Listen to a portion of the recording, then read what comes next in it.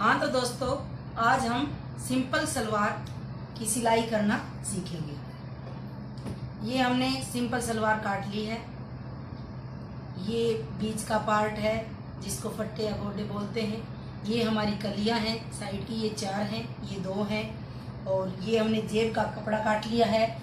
इसमें हम आपको सलवार में कैसे जेब लगाते हैं उस बारे में भी बताएंगे।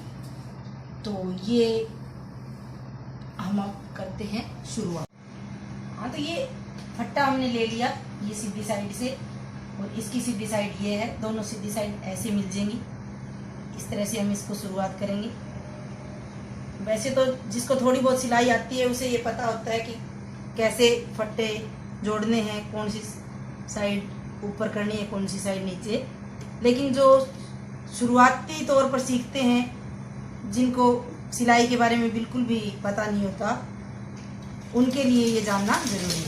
इसलिए मैं ये बता रही हूँ कि अंदर से सीधा होना चाहिए कपड़ा और ऊपर और नीचे ये दोनों साइड से उल्टा।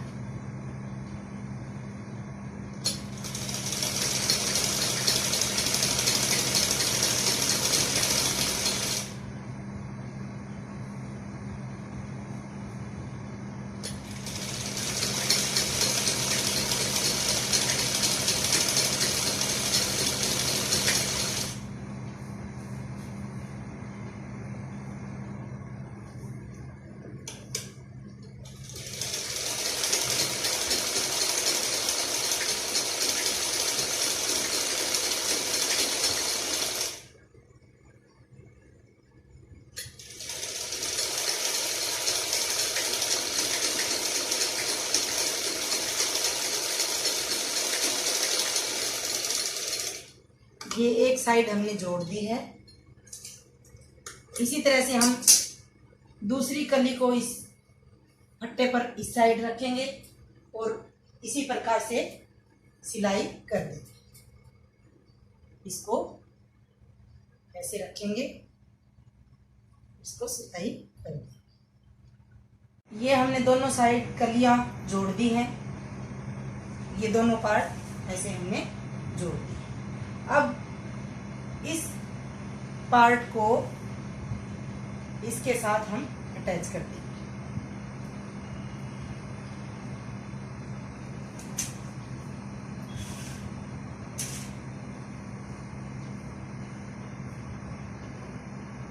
जैसे ये है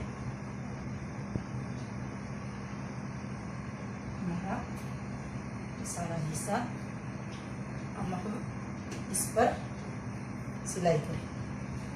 ये हम यहाँ से 1.5 इंच कपड़ा छोड़कर यहाँ से शुरुआत करेंगे सिलाई करने की, क्योंकि ऊपर से हम नाड़ा डालने के लिए नेफा बनाएंगे।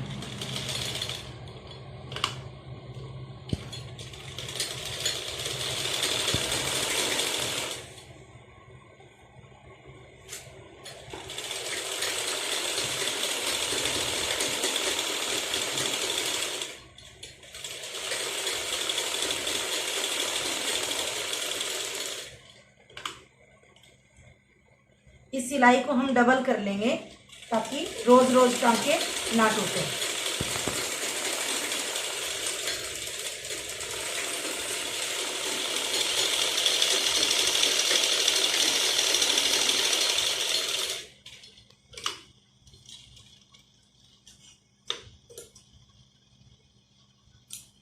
अब हम ये जो ऊपर जो साइड खुली है थोड़ी, इसको ऐसे करके ऐसे मोड़ेंगे नेफे के लिए और सिलाई कर देंगे।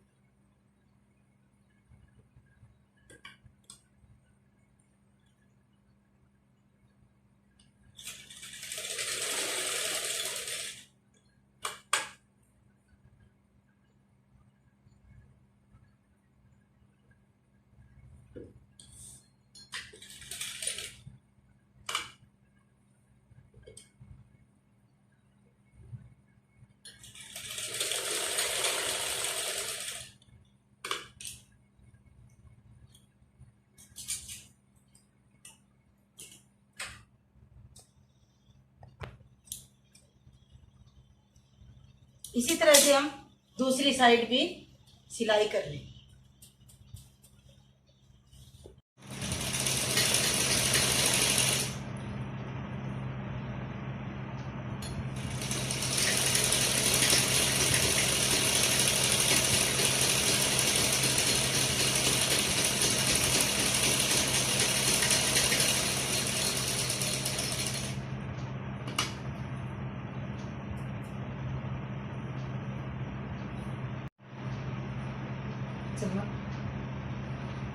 इस साइड हमारी कन्नी नहीं है, उस साइड हमारी कन्नी थी तो उसको धागे निकलने का डर नहीं था।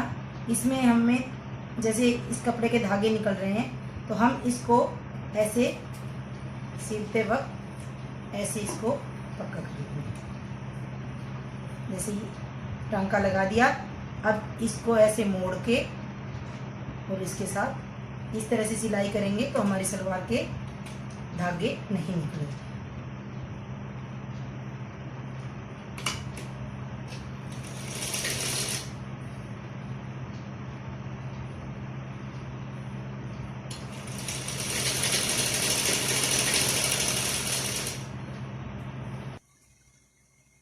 अब इस नेफे को हम ऐसे मोड़ लेंगे।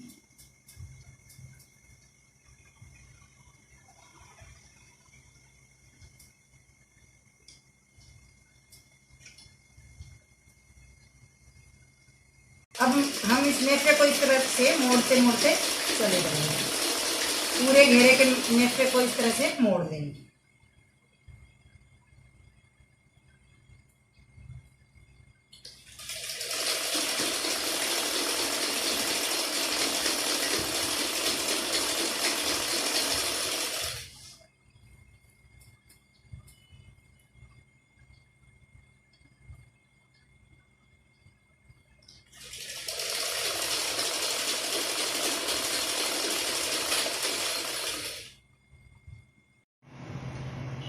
अब हमने ये पूरे नेफे की मुड़ाई कर ली है। अब ये हमारी मुड़ाई कंप्लीट हो गई। अब हम इसमें पोंचे लगाएंगे। पोंचे लगाने के लिए हमें बुकरम चाहिए, वो हमें कम 2 पीस चाहिए। ये कपड़ा चाहिए, ये भी हमने काट लिया। अब हम इस कपड़े को ऐसे रखेंगे, इसके ऊपर हम इसको रखेंगे और ऐसे कच्ची सिलाई लगा देंगे।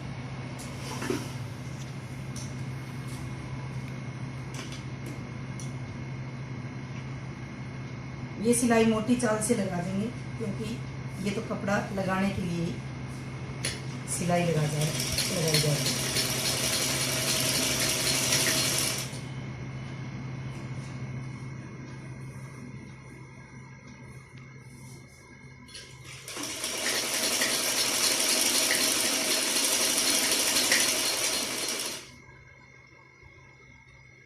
इसी तरह से हम ये दूसरा पार्ट भी लगा देंगे।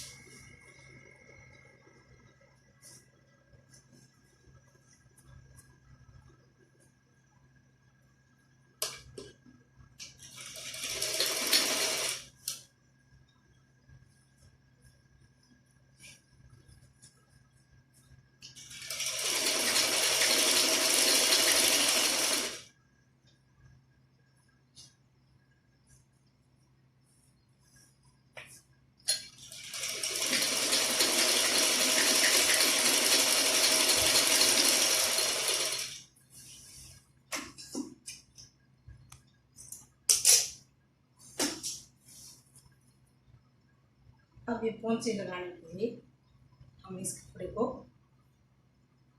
नीचे रखेंगे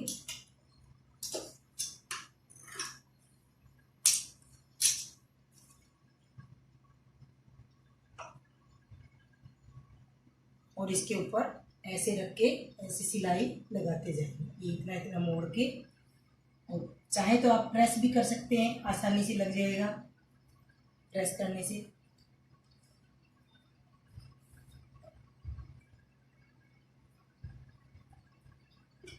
मैं तो बिना प्रेस के ही लगा रही हूँ।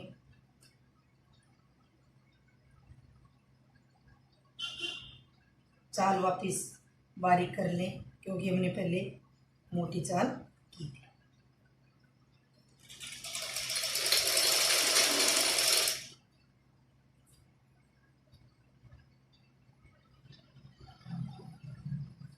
ये पहला टांका आराम से लगाएं ताकि इसमें कोई सलवट ना पड़े।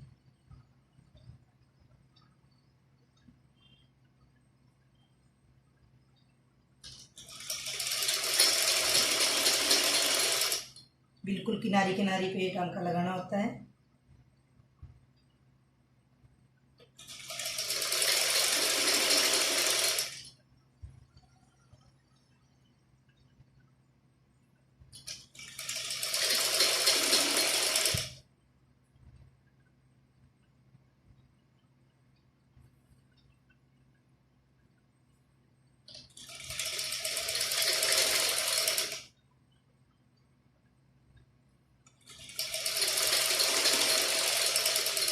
इसी तरह से दूसरे पोंचे पर भी लगा लें। अब इसके साथ साथ एक एक पैर का छोड़ के, इसको मतलब एक एक पैर की जगह छोड़ के ये एक एक पैर का टांका लगाएंगे हम। एक एक पैर की जगह छोड़ के सीधा टांका लगाएंगे। ये हम सिंपल पाइप से बना रहे हैं, बस इसमें कोई डिजाइन नहीं बना रहे।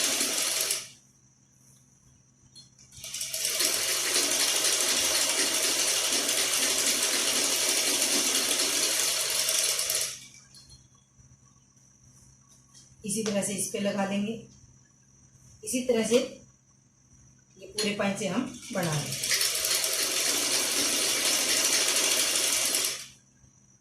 अब हमने ये दोनों पोंचे तैयार कर लिए हैं। अब पोंचे तैयार करने के बाद हम अब जेब लगाएंगे। तो जेब लगाने के लिए हमने जेब पहले से काट रखी है। ये जेब हमने काट ली थी। अब हम इसको सील लेंगे। और जेब हमें जिस साइड हम आगे का नाड़ा है उस साइड फट्टे के इधर वाली साइड लगाएंगे, नए की इधर वाली साइड। इधर वाली साइड जेब लगाने से जेब पीछे की साइड हिलेगी और वो सही नहीं रहती। तो ये जो आसन है, इसके जो साथ वाली कली है और फट्टा है, इसके बीच वाले में लगाएंगे। ये हमने सीलते समय इतना खुला छोड़ दिया था। इसको हम टांका लगाते हैं, फिर हम जेब लगाना शुरू करते हैं। अब हम इसको, जो जगह खुली है, इसको मोड़ देंगे। टांका लगा के मोड़ देते हैं।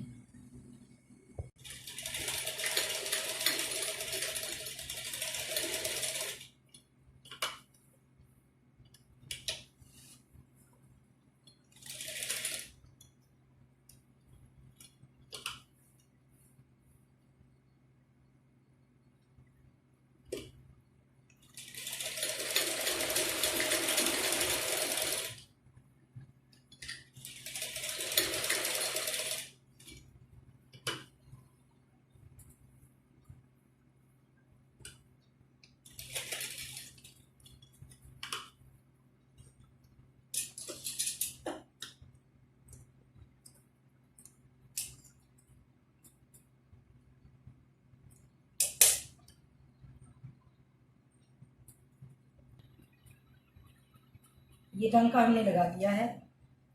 अब हम जेब की सिलाई करेंगे। ये जो जेब है, आप चाहें तो छोटी बड़ी जैसी भी चाहें लगा सकते हैं। इसको ऐसे करके पहले जेब की सिलाई कर लेंगे।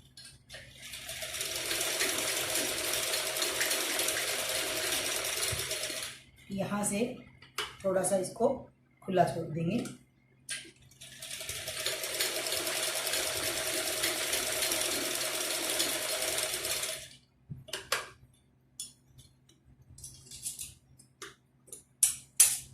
अब इधर से भी इसी तरह से टांका लगा लेंगे।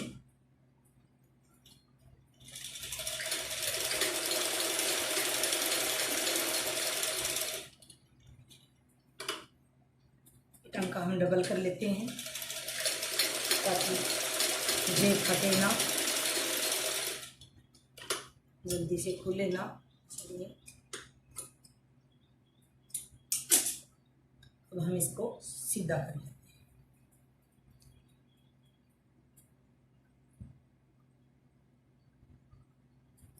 अब ये हमारी जेब तैयार है लगने के लिए।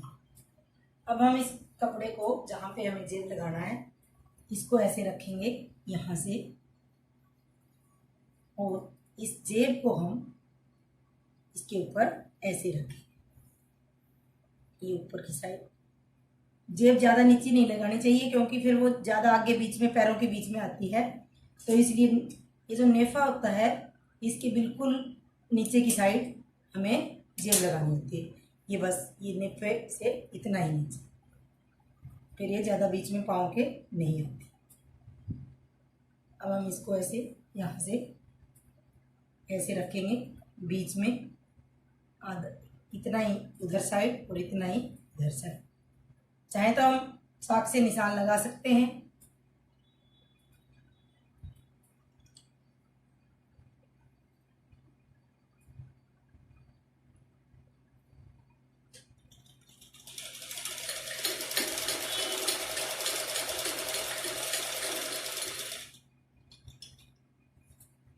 अब इसको ऐसे मोड़ेंगे और इस जेब को ऐसे कर देंगे। अब ये जो हमने जेब काटी हुई है इसको ऐसे साथ साथ ऐसे मोड़ते जाएंगे और इसको साथ साथ लगाते जाएंगे।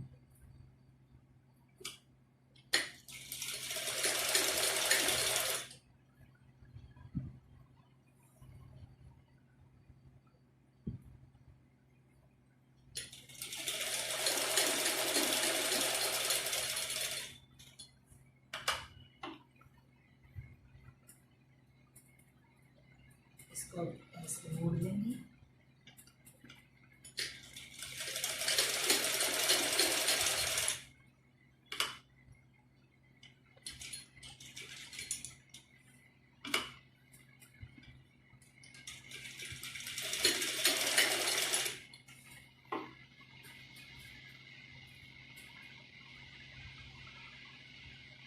ऐसे देंगे।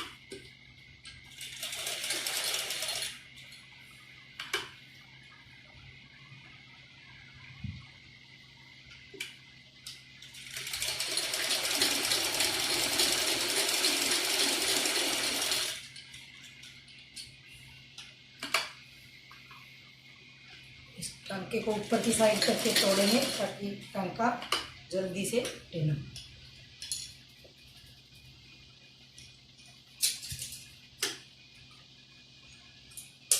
अब हमारी ये जेब अच्छे से लग गई है, इसको हम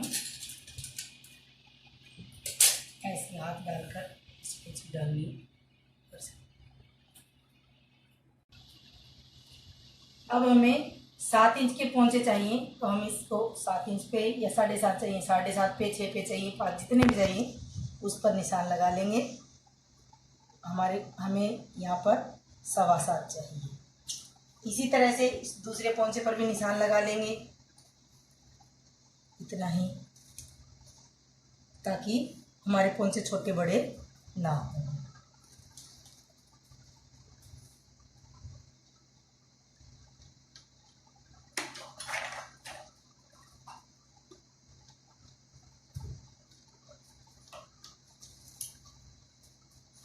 अब हम इसको बीच वाले टांके को ऐसे तिरछा करके लगाते जाएं।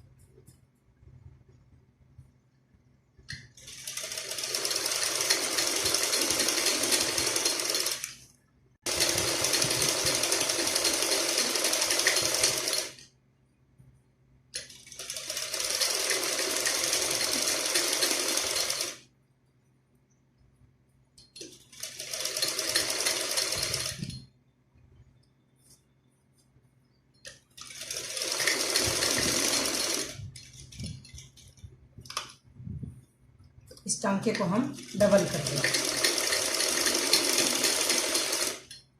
हमारे टांके लग चुके हैं, सिलाई सारी हो गई है सलवार की।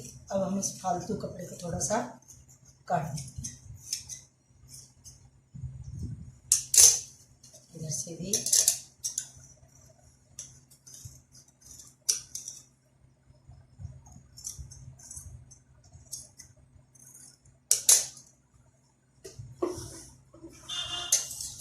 दोस्तों, अभी हमारी सलवार तैयार है। इसमें जेब भी लग चुकी है। जेब की ज़रूरत इसलिए पड़ती है क्योंकि कई बार बुजुर्ग महिलाएं कहीं जाती हैं तो वो पर्स लेकर तो जा नहीं सकती, इसलिए उन्हें कुछ पैसे वगैरह डालने की ज़रूरत पड़ती है। तो वो कई बार कमीज़ में जेब लगाना ठीक नहीं समझती, तो सलवार में जेब लगा लेती है, जो दिखती भी नहीं और सही रहती है। तो अभी हमारी सलवार तैयार है पहनने के लिए, डाल के पहन सकते हैं। तो हमारी सलवार सिलकर तैयार हो गई दोस्तों।